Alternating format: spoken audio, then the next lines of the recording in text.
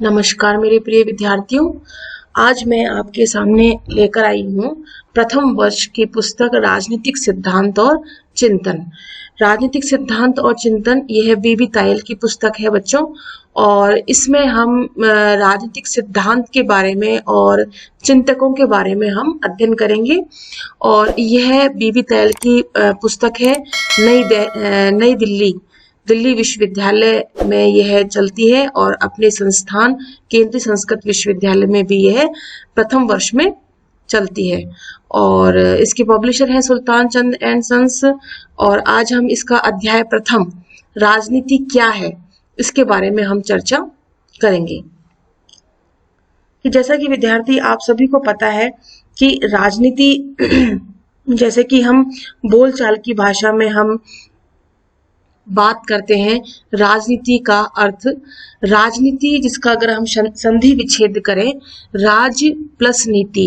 राज यानी शासन करना, नीति यानी योजना, और शासन करने की योजना बनाना या शासन करने के लिए किसी प्रकार की नीति का निर्धारण करना राजनीति कहलाता है बोलचाल की भाषा में। और राजनीति के अगर हम दो पहलुओं को देखें, जिसमें हम बात करते हैं कि दो पक्षों को देखें, सकारात्मक और नकारात्मक पक्षों को अगर हम जानने का प्रयास करें, तो सकारात्मक अर्थ में राजनीति का अर्थ होता है जनता की सेवा करना, जनता का कल्याण करना, जनता का विकास करना, जनता की समृद्धि के लिए कार्य करना, जनता के लिए नई नई योजनाएं लेके आना, रोजगार के अवसर लेकर आना, इस प्रकार की नीति निर्धारण करना राजनीति कहलाता है।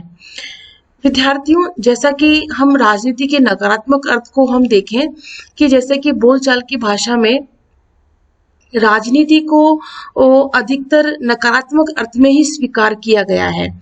जैसे कि राजनीति क्या है? राजनीति स्वार्थता है, राजनीति गुटबाजी है, राजनीति भ्रष्टाचार है, लालफीताशाही है, घूसखोरी है, चालबाजी है, लेन देन में गड़बड़ी करना राजनीति है, एक दूसरे को चोट पहुंचाना, कष्ट पहुंचाना राजनीति है। तो इस प्रकार की, या धोखाधड़ी हम बात करें तो इस प्रकार की जो बातें होती हैं वो राजनीति के अंतर्गत शामिल कर ली जाती हैं। तो एक तरह से देखा जाए तो राजनीति को अधिकांशतः लोग जो है नकारात्मक अर्थ में देखते हैं। लेकिन विद्यार्थियों, जैसा कि मैं एक राजनीति विज्ञान की विद्यार्थी हूं और मैं इसको सकारात्मक अर्थ लेते हुए ही मैं इसको समझाने का प्रयास करूंगी आपको कि राजनीति सिर्फ शासन करना या राज करना ही नहीं है। राजनीति है जनता की सेवा करना, और जनता की सेवा करके ही हम जनता के दिलों पर राज कर सकते हैं, शासन कर सकते हैं, नीति और नवीन नीतियां निर्धारित करके उनको रोजगार के अवसर दे करके लोक कल्याणकारी कार्य उनके लिए करके जनता के लिए, तभी हम लंबे समय तक, दीर्घ समय तक शासन कर सकते हैं, एक सेवा का कार्य कर सकते हैं। तो अतः राजनीति क्या हुआ? राजनीति एक ऐसा सेवा का कार्य है जो जनता की समृद्धि के लिए आवश्यक होता है। तो प्रिय विद्यार्थियों, जैसा कि इस अध्याय में हमारा अध्याय प्रथम है, इस अध्याय में हम कुछ बिंदुओं को लेकर चलेंगे, जिसमें हम देखेंगे कि यूनानी विद्वान राजनीति के लिए क्या कहते हैं, प्राचीन भारतीय अवधारणाएं राजनीति के बारे में क्या अपनी अवधारणा बताती हैं, क्या धारणाएं बताती हैं, क्या विचार रखती हैं। इसी प्रकार से विद्यार्थियों, परंपरावादी दृष्टिकोण क्या है और राजनीति का आधुनिक दृष्टिकोण क्या है, और इसी प्रकार से राजनीति के बारे में उदारवादी दृष्टिकोण क्या है, इसी प्रकार से मार्क्सवादी दृष्टिकोण, और राजनीति सामान्य हित को बढ़ावा देने का साधन है, क्या सामान्य हित के विषय में समुदायवादियों की क्या धारणा है, सामान्य हित को बढ़ावा देने के उपाय क्या क्या बताए गए हैं, और राजनीति की उदारवादी और मार्क्सवादी अवधारणाओं का तुलनात्मक अध्ययन करके हम इस राजनीति क्या है व्हाट इज पॉलिटिक्स, इसको समझने का प्रयास करेंगे। और यह हमारा एक राजनीति सिद्धांत को और राजनीतिक चिंतन को समझने का एक बेसिक पहलू या बेसिक लेसन कह सकते हैं, जो जो हमें आगे समझने के लिए, आगे के अध्यायों को समझने के लिए हमारे लिए हेल्पफुल रहेगा। देखो, जैसा कि बच्चों इसमें बताया गया है कि राजनीति की बहुत सी परिभाषाएं होती हैं, बहुत सी परिभाषाएं होती हैं, और राजनीति को बहुत सारे नामों से भी जाना जाता है। कोई इसे लोकनीति भी कहता है, कोई इसे पॉलिटिक्स भी कहता है, कोई इसे पॉलिटिकल साइंस भी कहता है, कोई इसे पॉलिटिकल फिलॉसफी यानी राजनीतिक दर्शन भी कहता है, और कोई इसे राजनीति शास्त्र भी कहता है। तो अलग अलग लोग अलग अलग नामों से राजनीति को बोलते हैं, राजनीति शब्द को बोलते हैं, राजनीति की अलग अलग परिभाषाएं देते हैं। कोई नकारात्मक अर्थ में देता है तो कोई सकारात्मक अर्थ में देता है। तो देखो विद्यार्थियों, जैसा कि हम बात करते हैं आगे कि जैसे पुराने लेखकों से मतलब यह है कि प्राचीन विचारक या प्राचीन लेखक हैं, वो क्या कहते हैं, राजनीति किसका अध्ययन है? राजनीति सिर्फ राज्य, संविधान और कानून का अध्ययन है। राजनीति को सिर्फ राज्य का अध्ययन बताया गया है, संविधान का अध्ययन बताया गया है, कॉन्स्टिट्यूशन जिसे कहा जाता है, और कानून का अध्ययन बताया गया है। ये कौन कहता है? ये कहते हैं प्राचीन विचारक कहते हैं। और 20वीं सदी के विचारक है, वो कहते हैं राजनीति क्या है? राजनीति एक गतिविधि है, राजनीति एक एक्टिविटी है, राजनीति एक प्रक्रिया है। उन्होंने संस्थाओं पर कम और राजनीतिक प्रक्रियाओं को ज्यादा जोर दिया है। किन्होंने बच्चों? 20वीं सदी के विचारकों ने कहा है, 20वीं सदी के विचारकों के लिए कहा गया है कि वो संस्थाओं पर अधिक जोर देते, जो संस्थाओं पर अधिक जोर नहीं दिया है उन्होंने, सिर्फ प्रक्रियाओं पे दिया है, एक्टिविटीज पे। जैसा कि विद्यार्थियों, स्टूडेंट्स, प्यारे बच्चों, जैसा कि हम जानते हैं कि हम जिस सामाजिक वातावरण में रहते हैं, उस सामाजिक वातावरण में हम जो जो गतिविधियां करते हैं, जो जो एक्टिविटीज करते हैं, वो सभी एक्टिविटीज हमारे राजनीतिक वातावरण में, पॉलिटिकल इन्वायरमेंट में शामिल होती हैं। जैसा कि बच्चों हम जब इसका नकारात्मक अर्थ लेते हुए चलते हैं राजनीति का, तो उसमें ये कहा जाता है कि राजनीति से स्वार्थपरता है ना, और प्रभुत्व की लालसा है। प्रभुत्व यानी अपने सत्ता को प्राप्त करने की लालसा, और कुछ ना कुछ प्राप्त करना एक राजनीति कहलाता है। राजनीति के अंतर्गत सिर्फ ये रहता है कि सिर्फ मैं हूं और मैं ही हूं, इस प्रकार की भावना का एहसास कराया जाता है, और इसी अर्थ में इसको लिया जाता है। लेकिन जैसा कि मैंने आपको अभी कहा थोड़ी देर पहले कि राजनीति का नकारात्मक अर्थ नहीं, राजनीति का सकारात्मक अर्थ भी होता है। तो सकारात्मक अर्थ को लेते हुए अगर हम राजनीति के अंतर्गत या राजनीतिक विषय को लेते हुए, यदि हम राजनीति के अंतर्गत या राज्य के अंतर्गत, समाज के अंतर्गत हम यदि कोई सामाजिक कार्य करते हैं, लोगों की भलाई का लिए कार्य करते हैं, लोक कल्याणकारी कार्य करते हैं, समाज की सेवा का कार्य करते हैं, तो वो भी राजनीति के अंतर्गत आता है। इसी प्रकार से यदि हम स्वार्थता को लेकर अगर कार्य करते हैं, कुछ प्राप्त करने की लालसा की हमारे अंदर रहती है, दिन भर अगर हम अपनी एक्टिविटीज को देखें, सुबह सोने से लेकर रात को, सुबह उठने से लेकर रात को सोने तक की अगर हम एक्टिविटीज को देखें, अपनी प्रक्रियाओं को देखें, तो हम कुछ ना कुछ, हमारी इच्छाएं जो है, हमारी जो लालसाएं हैं, वो हमें प्राप्त करने की ही रहती हैं। ये सभी चीजें जो है राजनीति के अंतर्गत शामिल होती हैं, राजनीतिक वातावरण के अंतर्गत शामिल होती हैं। तो प्रिय विद्यार्थियों, दोनों ही अर्थ में, नकारात्मक अर्थ में और सकारात्मक अर्थ में, राजनीतिक गतिविधियां जो होती हैं, वो सारी की सारी गतिविधियां या प्रक्रियाएं, एक्टिविटीज, वो पॉलिटिकल इन्वायरमेंट में शामिल होती हैं। इसी प्रकार से ये बताया गया है कि 20वीं सदी के जो विचारक हैं, वो संस्थाओं पर जोर नहीं देते, वो उनकी एक्टिविटीज पे जोर देते हैं कि वे संस्थाएं या व्यक्ति विशेष या राजनीतिक अधिकारी क्या एक्टिविटीज करते हैं, वही सभी चीजें जो हैं राजनीति के अंतर्गत शामिल की जाती हैं। अब विद्यार्थियों, जैसा कि हम देख पा रहे हैं कि यूनानी विद्वानों ने कहा है, मतलब यूनानी विद्वान कौन से विद्वान? ग्रीक विद्वान जो है वो कहते हैं कि सामाजिक जीवन का सार तत्व क्या है? राजनीति है। सामाजिक जीवन, आप देखिए, सामाजिक जीवन में हम किस किस से को शामिल कर सकते हैं? हम सामाजिक जीवन में परिवार को शामिल कर सकते हैं, सामाजिक जीवन में हम उन संस्थाओं को शामिल कर सकते हैं जिन संस्थाओं में हम अध्ययन कर रहे हैं या अध्यापन कर रहे हैं, या हम कोई नौकरी कर रहे हैं जिसमें हम रोजगार में लगे हुए हैं, या कोई ना कोई ऐसी गतिविधियां हम जो करते हैं सामाजिक जीवन में, उसका सार तत्व, उसका जो कंक्लूजन है, उसका जो मूल तत्व है, जो हम क्रियाएं प्रतिक्रियाएं कर रहे हैं, वो सब राजनीति के अंतर्गत ही आती हैं, ऐसा यूनानी विद्वान कहते हैं। तो प्रिय विद्यार्थियों, अब देखिए, पॉलिटिक्स शब्द ग्रीक भाषा के पॉलिस शब्द से बना है। अब प्रश्न आपका ये बनता है, पॉलिटिक्स शब्द ग्रीक भाषा के पॉलिस शब्द से बना है, तो पॉलिस शब्द किस भाषा का शब्द है? ग्रीक भाषा का शब्द है। और पॉलिस शब्द का अर्थ क्या है?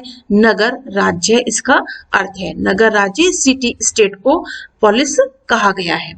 अब बात आती है प्राचीन यूनानी लेखक अरस्तु ने अपनी महान ग्रंथ पॉलिटिक्स। अब देखिए आप, पॉलिटिक्स किसका ग्रंथ है?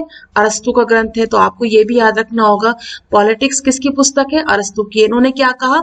मनुष्य स्वभाव से एक राजनीतिक प्राणी है। क्या कहा उन्होंने?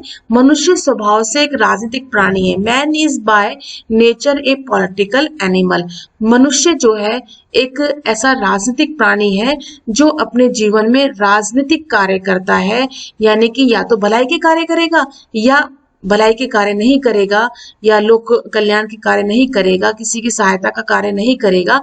तो कैसा कार्य करेगा? दूसरा नकारात्मक कार्य करेगा, कुछ ना कुछ प्राप्त करने की लालसा, कुछ ऐसी इच्छाएं जो मुझे प्राप्त होनी चाहिए, कुछ ऐसे कार्य जो मुझे ही करने चाहिए, मुझे ही मिलने चाहिए, हर चीज जो है स्वार्थवश वह करेगा। तो दोनों ही अर्थों में अगर हम देखें तो मनुष्य स्वभाव से राजनीतिक प्राणी है, नकारात्मक अर्थ में भी और सकारात्मक अर्थ में, दोनों अर्थों में हम इसको देख सकते हैं, परिभाषित कर सकते हैं। तो इसीलिए आपसे ये 2 नंबर के प्रश्न में भी पूछ सकते हैं, ऑब्जेक्टिव प्रश्न में भी पूछा जा सकता है कि मनुष्य स्वभाव से एक राजनीतिक प्राणी है, यह कथन किसका है? तो आप लिख सकते हैं, यह कथन किसका है? अरस्तु का है। किस पुस्तक में से लिया गया है? पॉलिटिक्स पुस्तक में से लिया गया है। इसी के आगे अगर हम बात करें, ग्रीक विचारक कौन से विद्यार्थियों? ग्रीक विचारक हो गए यूनानी विचारक ही हो गए। राज्य और समाज, इन दोनों में कोई अंतर नहीं समझते। जैसा कि मैंने कहा ऊपर कि पॉलिस शब्द का क्या अर्थ है? नगर और राज्य। तो इसीलिए कहा गया है बच्चों कि जो ग्रीक विचारक है, यूनानी विचारक है, वो राज्य को और समाज को अलग नहीं मानते हैं। जैसा कि हम वर्तमान समाज में देखें, समाज को जाति के आधार पर जोड़ दिया गया, जैसे ब्राह्मण समाज, गुर्जर समाज, मीणा समाज, ऐसे समाज नहीं, समाज को राज्य ही माना गया है। राज्य कोई स्टेट नहीं है। राज्य का मतलब यह है, राज्य का मतलब है ऐसा राज्य जिसमें एक राजा शासन करता है, मतलब पूरा एक देश हो गया, है ना।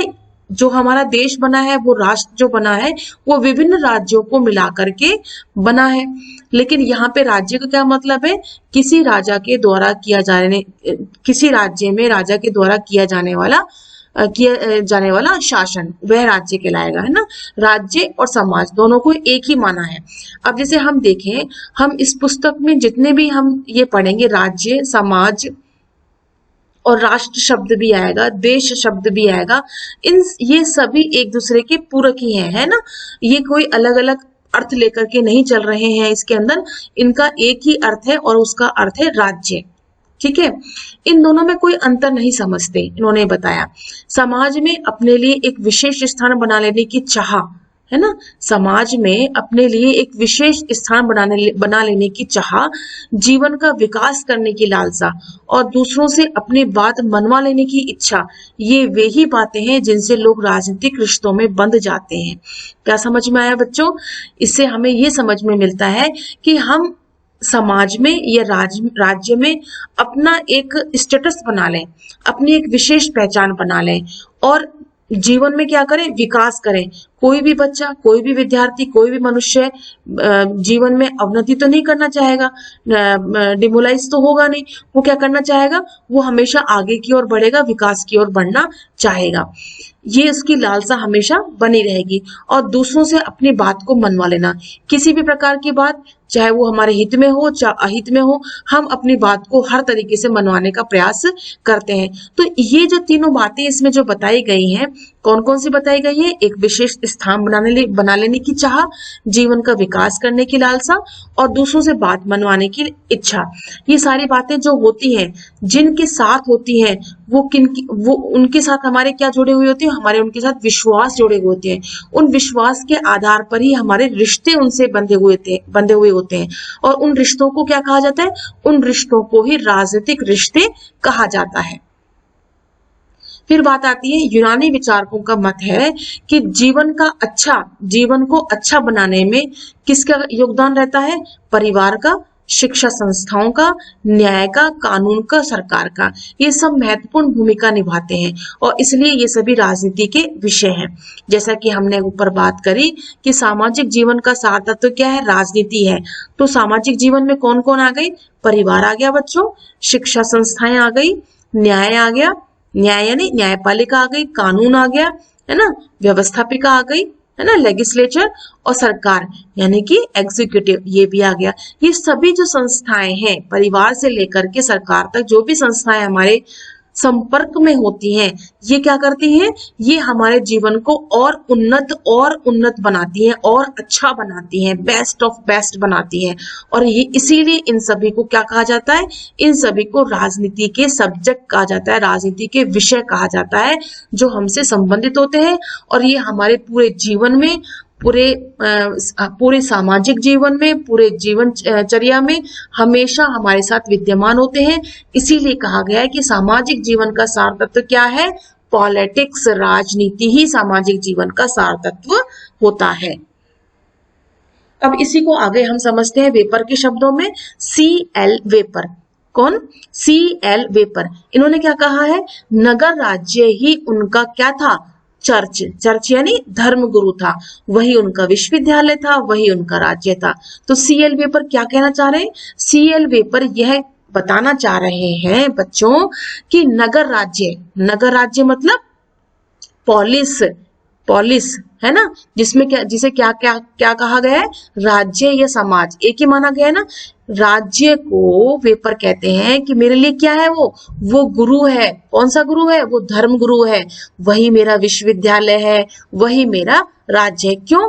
क्योंकि मैंने ही सब कुछ वहां पे सीखा है, मैं बड़ा हुआ हूँ और मैंने अपना विकास, मेरी उन्नति जो है उसी राज्य में, उसी धर्म गुरु में, उसी चर्च में, उसी विश्वविद्यालय में हुई है। तो आपको ये याद रखना होगा कि CL वेपर ने किस प्रकार से परिभाषित किया है नगर राज्य को, कि नगर राज्य क्या है? मेरा धर्म गुरु है। अब आपसे पूछ लें कि नगर राज्य को धर्म गुरु किसने कहा? CL वेपर ने कहा। और विश्वविद्यालय किसने कहा? और तो CL वेपर ने कहा। आप आराम से लिख सकते हैं, कोई दिक्कत नहीं है इसके अंदर। फिर आगे आप देखिए कि यूनानी विद्वान कौन हुए? वही ग्रीक विद्वान, है ना, ग्रीक। वो क्या कहते हैं? राजनीति का संबंध संपूर्ण सामाजिक जीवन से है। हम इसी का तो अध्ययन कर रहे हैं कि सामाजिक जीवन का सार तत्व क्या है? राजनीति है। यही बताया है कि राजनीति का संबंध किससे है? संपूर्ण सामाजिक जीवन से है। और सामाजिक जीवन में कौन कौन शामिल है? परिवार, शिक्षा संस्थाएं, न्यायपालिका, कानून, लेजिस्लेचर, व्यवस्थापिका यानी पार्लियामेंट, सरकार यानी एग्जीक्यूटिव, है ना, कार्यपालिका। इसलिए कहा गया है कि राजनीति का संबंध किससे है बच्चों? राजनीति का संबंध है संपूर्ण सामाजिक जीवन से है। ठीक है।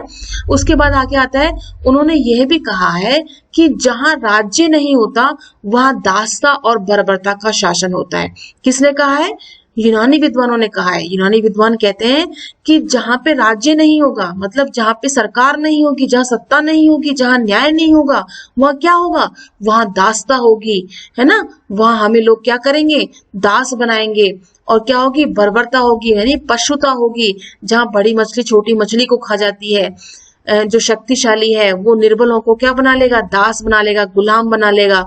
तो जहाँ शासन ही नहीं होगा, जहाँ राज्य नहीं होगा, जहाँ नियम नहीं होंगे, जहाँ कानून नहीं होगा, जहाँ न्याय नहीं होगा, जहाँ आपसी सौहार्द नहीं होगा, भाईचारा नहीं होगा, वहां कैसी स्थिति हो जाएगी?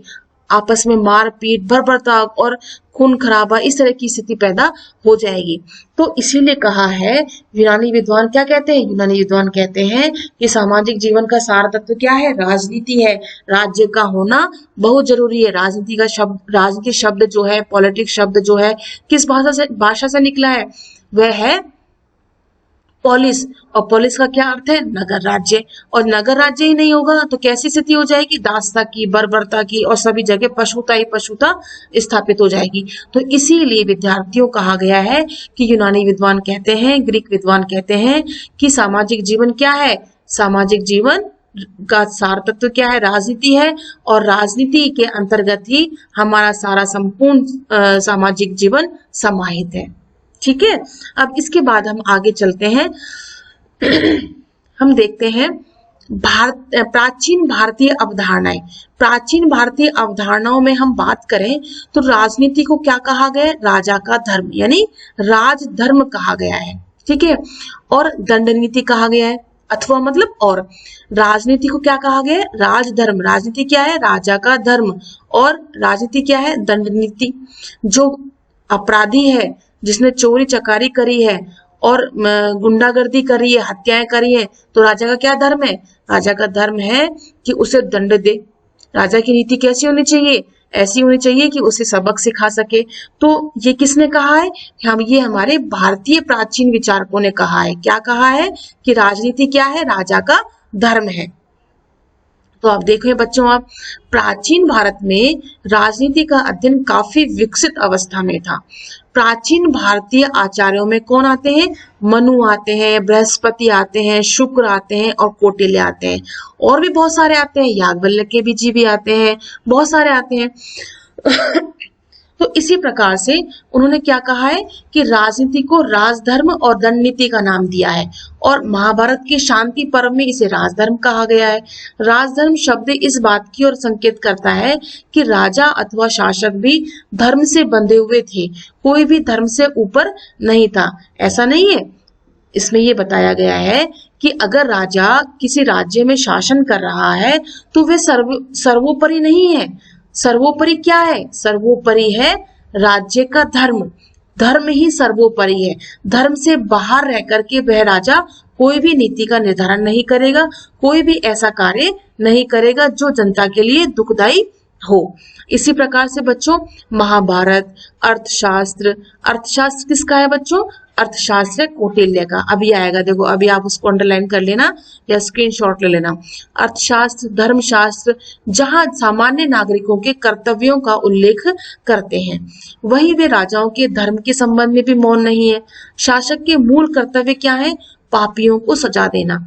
पापी जो अत्याचारी हैं उनको सजा देना, भले लोगों का संरक्षण करना, मतलब उनको सुरक्षा प्रदान करना, राजकोष को समृद्ध बनाना। राजकोष को समृद्ध बनाना मतलब जो राजा का कोष है, जो जनता के लिए खर्च करने वाला है, राजा जनता के लिए खर्च किया जाता है, जनता के विकासात्मक कार्यों के लिए खर्च किया जाता है, उसको समृद्ध बनाना, उसमें वृद्धि करना, बिना पक्षपात किए सभी को न्याय प्रदान करना। को सभी से मतलब चाहे गरीब हो, निर्धन हो, कैसा भी व्यक्ति हो, चाहे अमीर हो, है ना, हर प्रकार के लोगों के लिए एक जैसा न्याय प्रदान करना, सभी के साथ समान व्यवहार करना। जैसा कि हमारे भारतीय संविधान में भी कहा गया है कि किसी भी धर्म, जाति, भाषा का हो व्यक्ति, लेकिन सभी के लिए न्याय व्यवस्था कैसी होगी, समान होगी। ऐसा पहले भी प्राचीन काल में भी प्राचीन भारतीय मनुष्यों ने भी कहा था। और अपने साम्राज्य अथवा भू क्षेत्र को सुरक्षित रखना। अपना साम्राज्य, जिस राज्य में वह शासन कर रहा है, वह साम्राज्य, भू क्षेत्र, वही भू क्षेत्र जिसमें वह रह रहा है, जनता उसकी रह रही है, उसको क्या करना, सुरक्षित करना, है ना, उसकी रक्षा के लिए हर संभव प्रयास करना। इन 5 कर्तव्यों को क्या कहा है, यज्ञ कहा है। क्या कहा है बच्चों, यज्ञ कहा है। अब आपसे पूछे छोटे प्रश्नों में, ऑब्जेक्टिव प्रश्नों में कि यज्ञ किसे कहा जाता है, तो आप बता सकते हैं, पापियों को सजा देना, भले लोगों का संरक्षण करना, राजकोष में वृद्धि करना, बिना पक्षपात की न्याय प्रदान करना और साम्राज्य भू क्षेत्र को सुरक्षित रखना। ये 5 जो कर्तव्य हैं राजा के, अगर वे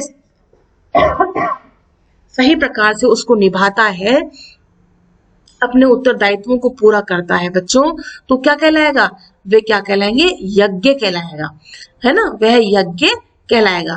इस प्रकार से यज्ञ शब्द से यह ध्वनि भी निकलती है कि राज शक्ति का किसी भी स्थिति में दुरुपयोग नहीं किया जाना चाहिए।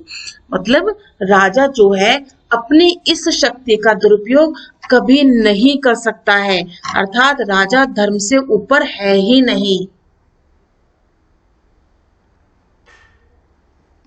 राजा धर्म से बिल्कुल भी ऊपर नहीं है, वो धर्म के नियंत्रण में रहते हुए ही अपनी शक्ति का प्रयोग करेगा, दुरुपयोग नहीं करेगा। अब अगर हम आगे बात करें दंड नीति, दंड नीति शब्द से राज्य, सरकार, कानून और दंड विधान, राज्य, सरकार, कानून और दंड विधान, इन सभी बातों का बोध होता है ना, पता चलता है।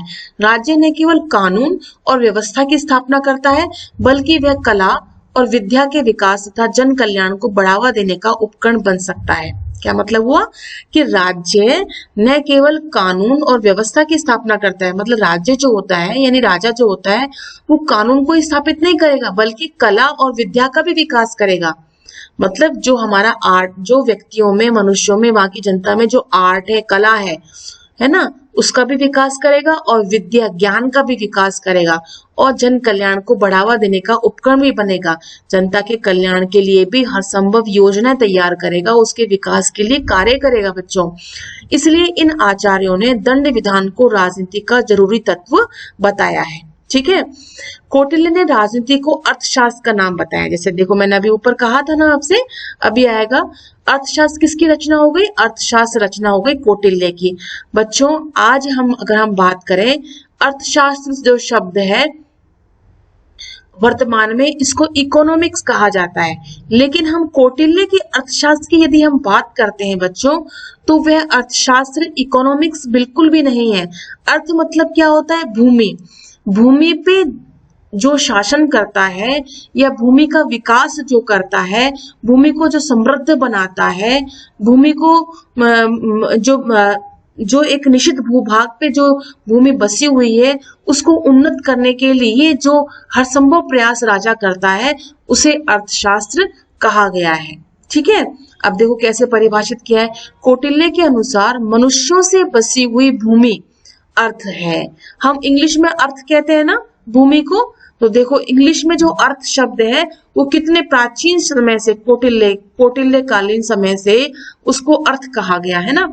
राजनीति वह विद्या है जो भूमि की प्राप्ति, भूमि को प्राप्त करना, उसकी रक्षा करना और उसकी उन्नति करना, ये सब किस में आता है? राजनीति में आता है। तो राजनीति से संबंधित ही जो ये शास्त्र है अर्थशास्त्र, इसीलिए कौटिल्य ने इसे अर्थशास्त्र कहा है। क्यों कहा है? समझ में आया ना कि अर्थ मतलब भूमि, भूमि को प्राप्त करना, जो हमारे पास प्राप्त है उसको रक्षा करना और जो हमने उसकी रक्षा कर रखी है जिस भूमि की, हमें उसको और समृद्ध करना और उसे उन्नत करना और उसे विकसित करना। ये किस में बताया गया है? अर्थशास्त्र में बताया गया है। ठीक है, समझ में आया? तो अर्थशास्त्र जो है इकोनॉमिक्स बिल्कुल भी नहीं है। अर्थशास्त्र क्या है? कौटिल्य का एक प्राचीन ग्रंथ है जिसमें उसने राजनीतिक विद्या का अध्ययन किया है। कौटिल्य ने राजनीति से संबंधित अपने ग्रंथ का नाम अर्थशास्त्र रखा। आजकल जिस विद्या के लिए अर्थशास्त्र शब्द का प्रयोग होता है, कौटिल्य के काल में उन अर्थों में इस शब्द का उपयोग बिल्कुल भी नहीं होता था। ठीक है, अब देखो ये है यूनानी विचारक अरस्तु। अब देखो यूनानी चिंतक प्लेटो 427 से 347 ईसा पूर्व के बाद अरस्तु दूसरा ऐसा महान दार्शनिक था जिसकी रचनाओं का यूरोप के राजनीतिक चिंतन पर बहुत गहरा प्रभाव पड़ा था। हालांकि वह 20 वर्षों तक प्लेटो का शिष्य रहा। ठीक है, कौन रहा प्लेटो का शिष्य? अरस्तु रहा। पर पश्चिमी दुनिया के उनके विचार इसलिए ज्यादा स्वीकार किए क्योंकि प्लेटो की तुलना में उसका चिंतन कहीं ज्यादा वैज्ञानिक और विश्लेषणात्मक था। किसका अध्ययन विश्लेषणात्मक था और वैज्ञानिक था? अरस्तु का। अरस्तु ने राज्यों का वर्गीकरण किया और यह कहा कि अच्छे राज्य में कानून का शासन होना चाहिए और किसी एक व्यक्ति का नहीं। बच्चों, ये सबसे बड़ी बात है कि अरस्तु इतने प्राचीन यूनानी विचारक होने के बावजूद उनका जो अध्ययन था वो इतना साइंटिफिक था, इतना अच्छा विश्लेषणात्मक एनालिटिकल उनकी थ्योरी थी, जो आज कर पाना एक विद्यार्थी के लिए, एक राजनीतिक विद्यार्थी के लिए बहुत ही मुश्किल है। अरस्तु ने अपने समय के 158 संविधानों का अध्ययन करके एक ऐसी शासन व्यवस्था स्थापित करी थी, एक ऐसे राज्य में कानून के शासन का स्थापित करने का प्रयास किया था जो कि आज कर पाना बहुत ही मुश्किल कार्य है। अब आगे हम देखें इस बात को कि परंपरावादी दृष्टिकोण में राजनीति क्या है, वो क्या कहते हैं परंपरावादी दृष्टिकोणवादी विचारक जो ट्रेडिशनल व्यूज रखने वाले हैं। राजनीति क्या है? राज्य और सरकार का अध्ययन है। क्या बताया है बच्चों? राजनीति क्या है? राज्य का अध्ययन है और सरकार का अध्ययन है, ये कहा है। अब इसको मानने वाले विचारक कौन से हैं? देखो, जीन बोंदा है। जीन बोंदा एक कानूनी विचारक है, विधि विचारक है ना। वो क्या कहते हैं, इनका देखो जन्म हुआ 1530 में और 1596 में, इनका ये कार्यकाल है। ये कहते हैं राजनीति विज्ञान जैसे पारिभाषिक शब्दों का इन्होंने प्रयोग किया। राजनीति विज्ञान, साइंस पॉलिटिक्यू है ना, पॉलिटिकल साइंस शब्द का जो प्रयोग किया वो जीन बोंदा ने किया। बोंदा कानून का पंडित था, है ना, वकील था। अब आपसे पूछें जीन बोंदा कौन था, तो आप कहेंगे कानूनी विचारक था। ठीक है, उसने राजनीति का वर्णन करते समय इन बातों पर विशेष बल दिया। किस पे? कानून। राजनीति क्या है? कानून है। राजनीति क्या है? संविधान है, शासन है, नागरिकता है और संप्रभुता है। तो परंपरावादी राजनीति दृष्टिकोणवादी विचारक क्या कहते हैं? राजनीति क्या है? कानून, संविधान, शासन, नागरिकता और संप्रभुता। बाद में एक अन्य फ्रेंच विचारक हुए, कौन? मॉन्टेस्क्यू। इनका कार्यकाल देखो आप, 1689, 1689 और 1755। क्या कहा इन्होंने? विधानमंडल, कार्यपालिका और न्यायपालिका को ही राजनीति का विषय क्षेत्र माना है। वही बात है, विधानमंडल इसमें कानून होते हैं, कार्यपालिका है ना, कार्यपालिका शासन हो गया इसमें, न्यायपालिका जिसमें न्याय प्रदान किया जाता है ना, ये शासन के अंग है ना, विधानमंडल, कार्यपालिका, न्यायपालिका। इसी प्रकार से जैसे कि बोंदा ने कहा कानून, संविधान, शासन, नागरिकता और संप्रभुता, उसी प्रकार से मॉन्टेस्क्यू ने क्या बताया? विधानमंडल, कार्यपालिका, न्यायपालिका, ये सब राजनीतिक क्षेत्र के अंतर्गत आते हैं। राजनीति के ये विषय क्षेत्र बताए हैं।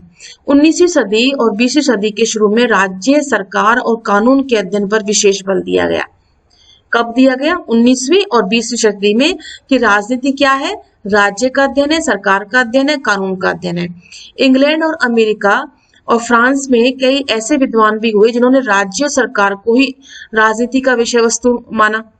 इन विद्वानों में वुलजे, देखो वुलजे है ना, वुड्रो विल्सन, डाइसी के नाम ज्यादा आते हैं। तो कितने विचारक आ गए? देखो, जीन बोंदा आ गया, मॉन्टेस्क्यू आ गया, उसके बाद वुलजे आ गया, उसके बाद वुड्रो विल्सन आ गया और डाइसी आ गया। ठीक है, इन परंपरावादी विद्वानों द्वारा कुछ विशेष परिभाषाएं दी गई हैं। देखो आप, राजनीति की क्या परिभाषाएं दी गई हैं?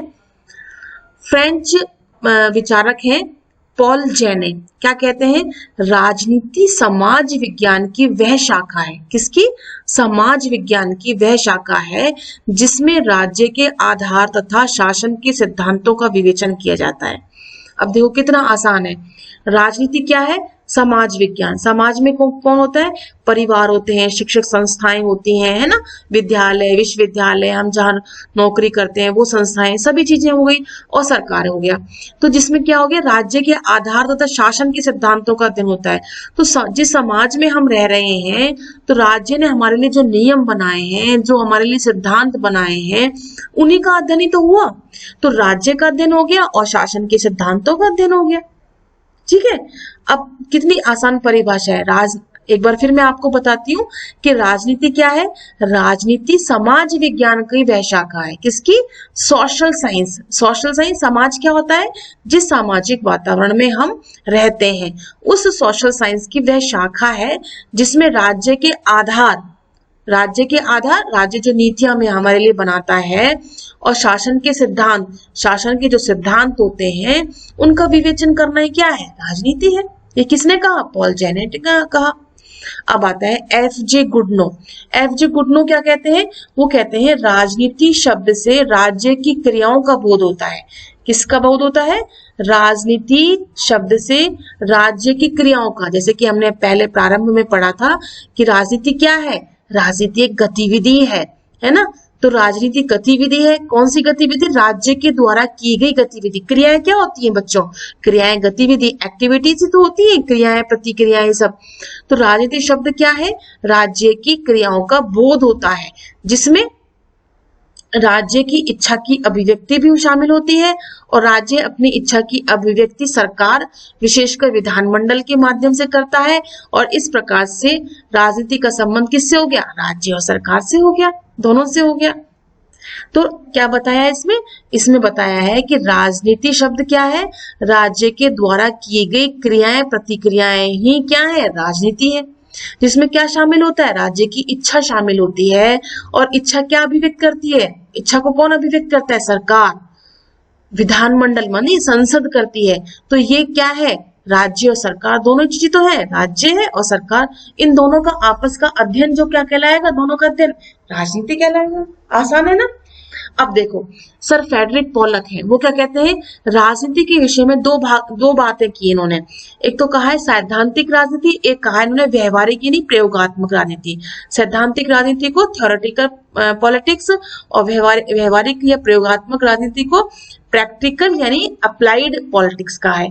सैद्धांतिक राजनीति में क्या आता है? राज्य का सिद्धांत, शासन का सिद्धांत, कानून निर्माण का सिद्धांत। अब देखो राज्य का सिद्धांत कैसे? जैसे मान लो कौन सी सिद्धांत किस सिद्धांत पर आधारित है?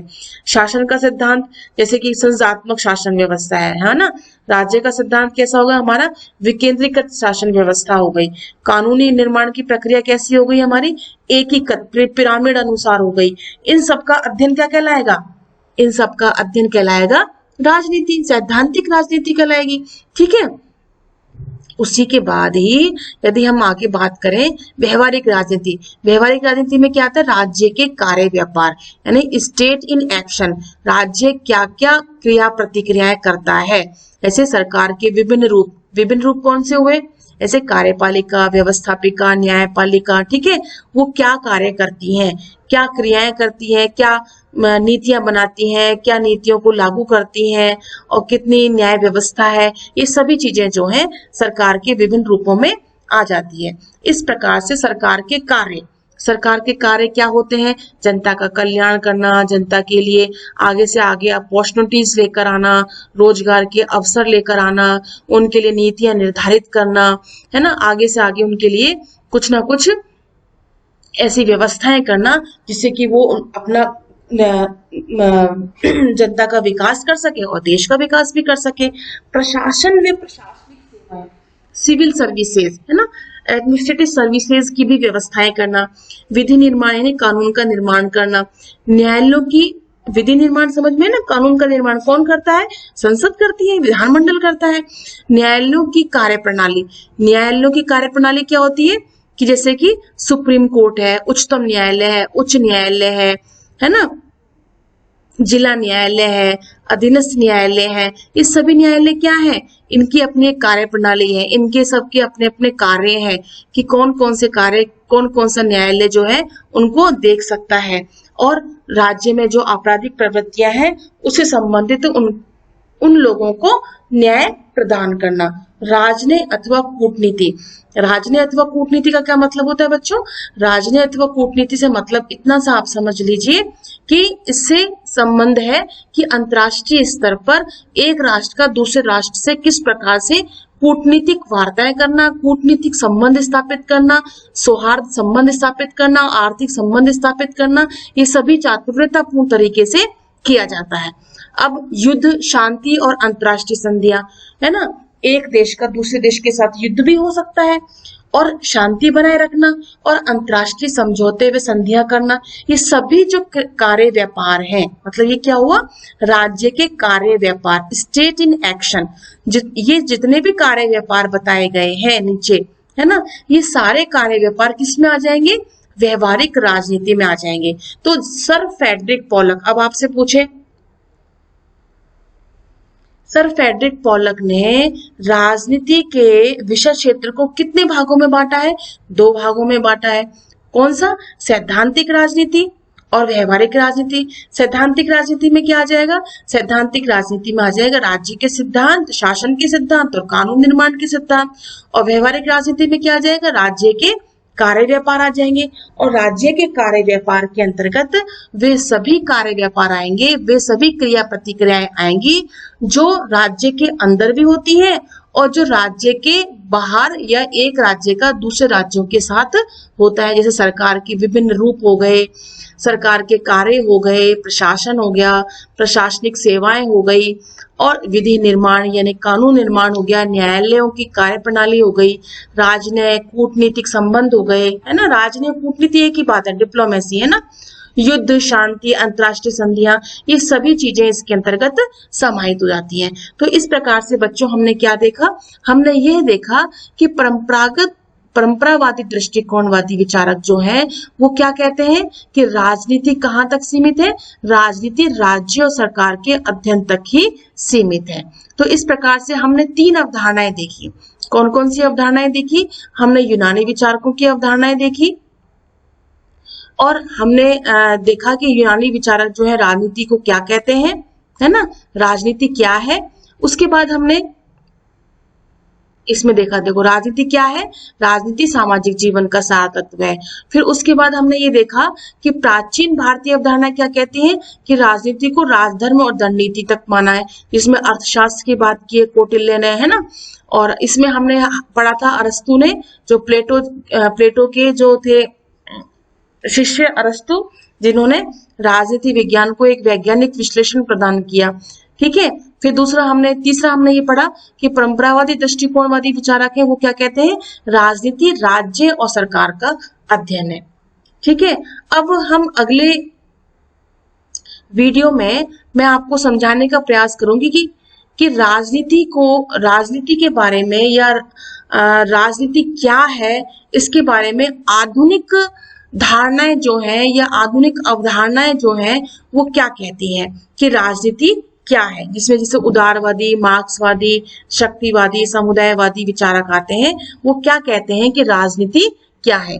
तब तक के लिए मैं आपसे विदा लेती हूँ और मैं प्रयास करूंगी कि आपको शायद ये समझ में आया होगा, और किसी प्रकार का डाउट हो तो आप कमेंट बॉक्स में लिखिएगा इसको और बताइएगा कि कहाँ आपको डाउट है, और उसको मैं क्लियर करूंगी। और तब तक आप इस वीडियो को देखिए और समझिए, और अगले वीडियो में हम राजनीति की आधुनिक अवधारणा को हम पढ़ेंगे। धन्यवाद।